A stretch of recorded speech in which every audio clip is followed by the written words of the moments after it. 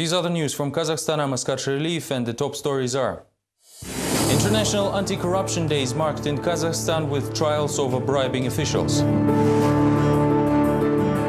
Public activists call for an investigation over the president's son-in-law Timur Kulibayev. Within Kazakhstan, the billionaire is suspected in money laundering abroad.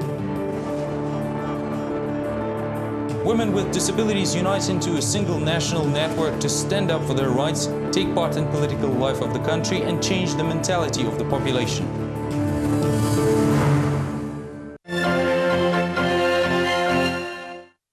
Several high-profile trials involving top officials were relaunched in Kazakhstan on December 9th, the International Anti-Corruption Day. In one of them, the Defense Ministry seeks to collect $97 million for damages to the state caused by the former minister Kazhimurat Mairmanov, together with a number of other officers. The investigation believes the losses were caused by the modernization of self-propelled howitzers Semser, mortars Aybat, and as well as the delivery of the multiple rocket launchers Nayza. The court recognized the contracts with Israeli producers illegal. In the meantime, this became already the second trial involving Mairmanov. Last February, he was sentenced to 11 years in prison for corruption together with the Israeli businessman Boris Schenkman. A trial on the lawsuit of the Defense Ministry against its former Vice Minister Kazhimurat Mairmanov began on Thursday in Astana. The official, together with the former acting commander of rocket forces and artillery Adil Zhartynov, Israeli businessman Boris Schenkman, and 21 other people, is charged with causing the state damage in the amount of $93 million. This is the cost of Israeli military equipment samples sold to Kazakh army, which broke down right after initial testings. I cannot challenge the statement that now it is just a pile of scrap metal, but the equipment cannot be used at all in the current form using the indicators provided to us.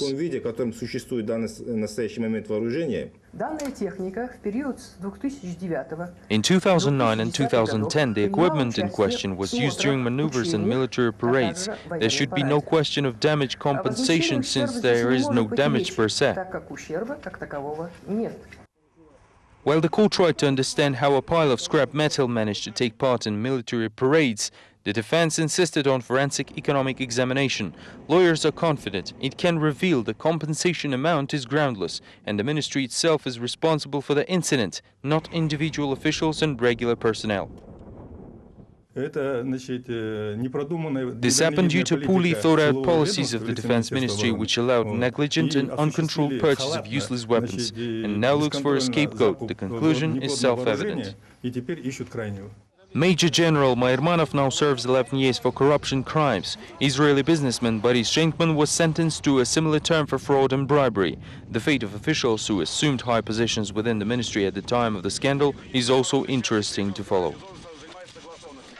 In particular, Defense Minister Daniel Akhmetov was dismissed from his position and currently holds no official posts.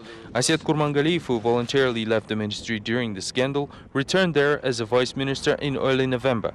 The announcement of the verdict is scheduled for next Monday, December 13th. Another high-profile case involving a top official is nearing its end. It sees the corruption charges pressed against the former committee head of the Agriculture Ministry's State Inspection, Serik Suleymenov. The defense of the former official claims the money were extorted by the financial police. Quite symbolically, the head of the Water Management Department of the same ministry, Anatoly Ryabtsov, was sentenced to 4 years of imprisonment for a very similar crime just a year ago. In both cases, the financial policemen were offered bribes to stop the criminal investigation over the embezzlement of state assets. Supposedly, this was the reason the former chief inspector of the Agriculture Ministry, Serik Suleymanov, installed temporary management at one of the grain reception centers. The facility was later reported to have spoilage and waste of large amounts of grain. The damage was estimated at over $1.5 million.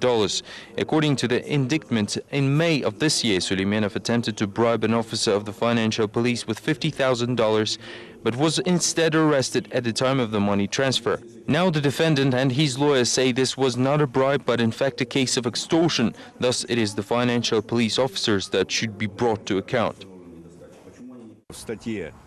Article 311 of the Criminal Code says that a person is exempted from liability for a bribe if he failed to a victim of extortion. Suleymanov feels that in this particular case, he was subjected to a provocation to violate the law on operational activities as well as extortion, which is also a criminal offense. Another former top official charged with corruption crimes said on Thursday he's ready to cooperate with the investigation. The condition of the ex-healthcare minister Jakselyk Doskaliyev is gradually improving, reported his lawyer Eduard Shampiev. It is expected the former official will be able to give his first testimonies already next week. Doskaliyev is charged on 4 counts, including for the acceptance of a large bribe. So far, the ex-minister denies all accusations. The health condition of former health minister Doskaliyev has finally improved and he's ready to give testimony, say lawyers of the former health minister. According to Eduard Shampiev, his client is already able to leave his bed, move on his own and even give explanations. He's now telling us how everything really was. In particular, we don't see any elements of the crime. The sooner he will give testimonies, the better. Since he has very unstable blood pressure, all of us are very concerned about the possibility of another stroke, which could have very serious consequences. Shampiev says that Doskaliyev already testified as a witness over the so-called case of doctors accused by the financial police of feigning the stroke of the ex-minister. Evidently, there was not a lot to this information, as Doskaliyev could not have recalled much, being in critical condition. You should address these questions to the financial police, as they regularly conduct briefings. At the moment, doctors only discussed the treatment of the former official, which turned out to be based on the stem cell research promoted by Doskaliyev himself. Lawyers hope that the treatment will help the patient to further cooperate with the investigation and reveal the true reasons for his persecution during the questioning.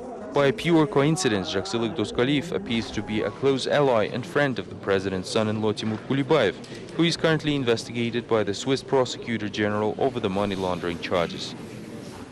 Kazakh public activists are discussing the Swiss General Prosecutor's investigation of money laundering allegations against Timur Kulibayev. Supposedly, the deal involved $600 million made on the sale of Kazakh oil deposits. The authorities have yet to officially speak on the matter, which prompted local NGOs to send an appeal to Kazakh General Prosecutor Kairat Mami, calling him to launch a similar investigation back at home. Activists feel the president's son-in-law should be also temporarily suspended from all of his numerous official posts for the entire duration of the investigation. In addition, the leader of the nation is asked to give his assessment of the situation.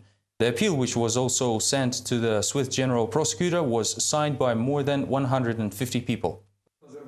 Jasaral Kuanashalin believes the investigation of Swiss authorities into business affairs of Timur Kulibayev could become the new Kazakhgate.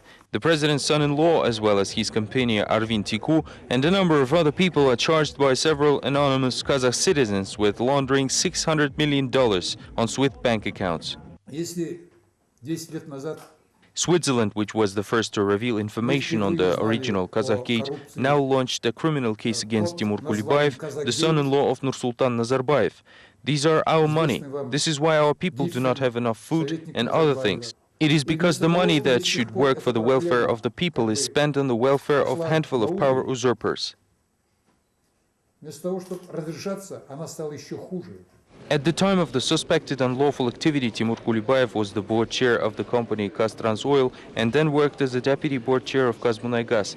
The appeal, already signed by 106 citizens of the country, calls for a fair investigation of the matter in accordance with the law and ignoring the high kinship of Kulibayev. We believe the authorities must work not for their own benefit, but for the benefit of the people. We are confident that as proof of their service to the people of the country, Kazakh Prosecutor General should not only provide all possible assistance in the criminal investigation launched by the Swiss Prosecutor General, but also conduct its own investigation into this matter in strict accordance with the constitution and legislation of Kazakhstan, despite the high kinship of Timur Kulibayev. We also believe President Nazarbayev must give his assessment of the situation with his second son-in-law, a citizen of Kazakhstan, just like us people who signed this letter. Leader of unregistered party Alga Vladimir Kozlov calls the charges against Kulibayev a deja vu. The president's son-in-law was already accused of financial impropriety before, although back then Kazakh Financial Police and Prosecutor General simply brushed the allegations aside. Now it is again the Swiss Prosecutor General who launches the criminal case, and once again it is linked with a member of President Nazarbayev's family, namely Timur Kulibayev. At the same time, the very documents used as the basis for launching a criminal case in Switzerland have been long in possession of the Kazakh justice system. On Wednesday, Timur Kulibayev was announced as the new person in charge of state procurement in the national holding Samruk-Kazyna, despite the launched investigation. The appointment shows that Kazakh government disagrees with Swiss accusations or perhaps doesn't even know about them. Nevertheless, Bruno de Pro, who represents the plaintiffs, said the Swiss prosecutor general intends to bring the investigation to the end. Public activist Jasaral Kuanashalin, who also signed the request to launch an investigation against Kulibayev, appeared in court late Thursday evening. The oppositionist is charged with alleged slander of Kozhanazar Seid Karim in a 4-year-old article written for the newspaper Epocha. In 2006, Kuanashalin was already sentenced to 2 years over Seid Karim's countersuit to the activist's action filed against Kazakh President Nursultan Nazarbayev. Back then, Kuanashalin was pardoned right in the courtroom due to the amnesty.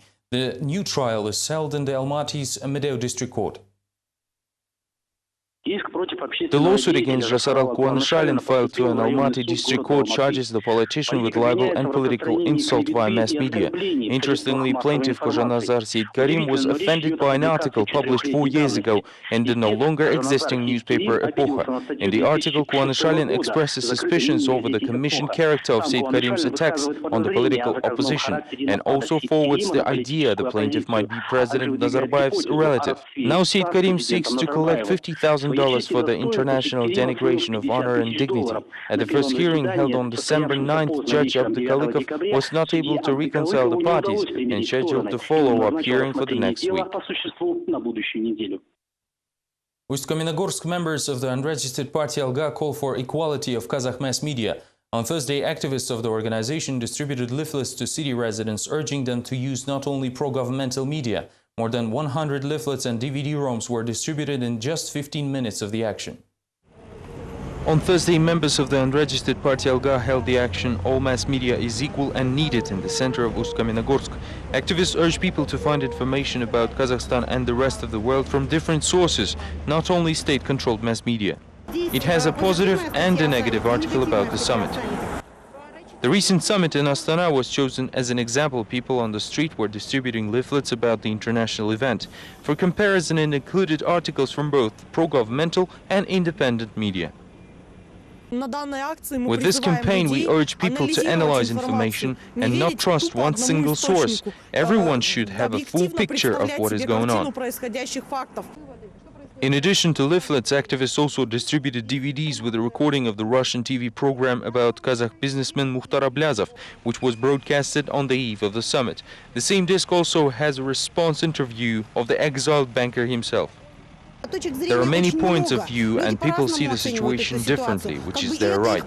There should be given an opportunity for an analysis. Those who watched only NTV program react in one way, while those who watch the K Plus interview have a different opinion. This is why we propose to merge the information, forcing the people to think on their own what is truth and what is not.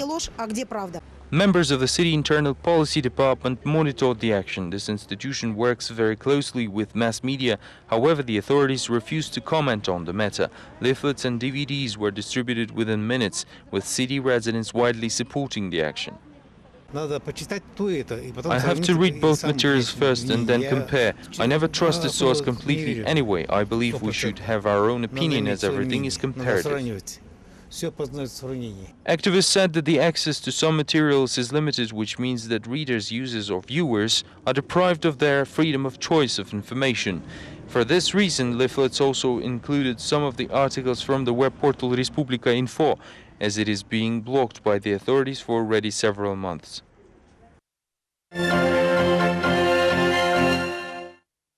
Kazakhstan's women with disabilities unite into a single national network.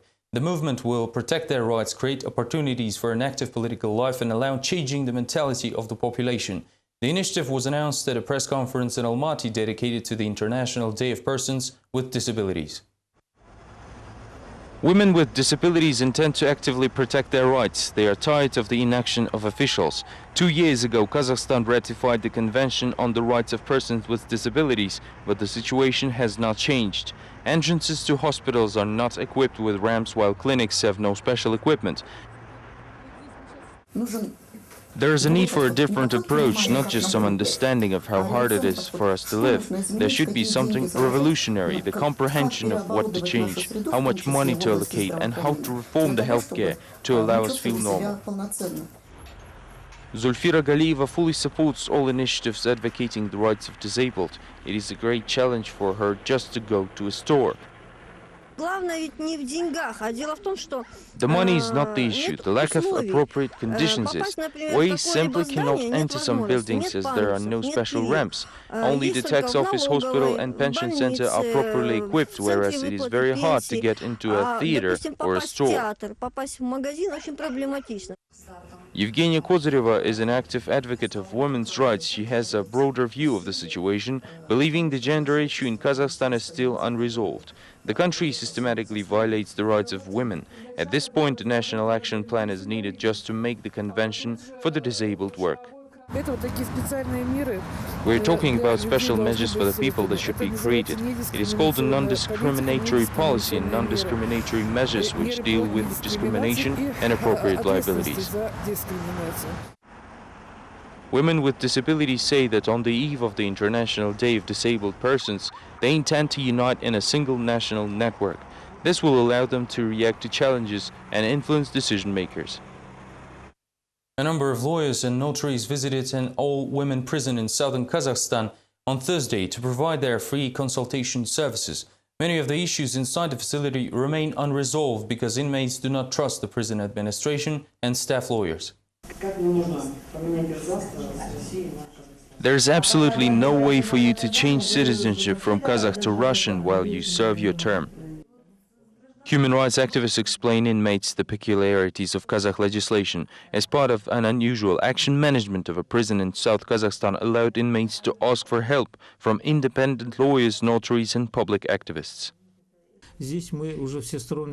They have a comprehensive coverage here. If issues cannot be solved at one level, some competent authorities can be of assistance.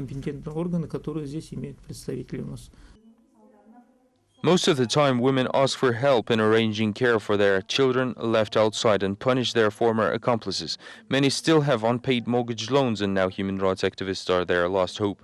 3 years ago, Khalida Mirzabayeva took a loan for her mortgage house. Almost right after that, she ended up in a prison for fraud. Now the bank threatens to sell the house at an auction. I must return $500 per month, but I will be locked up for another 4 months. I will pay when I get out, but I'm asking for help to convince the bank not to take away the house from my children now. Advocates know that most of inmates at the meeting do not trust the staff lawyer. Because of that, they also had to reinforce the reliance of inmates on the prison administration. One woman was told that she has already appealed to all possible bodies, but she believes it is not true and she still has some places to go.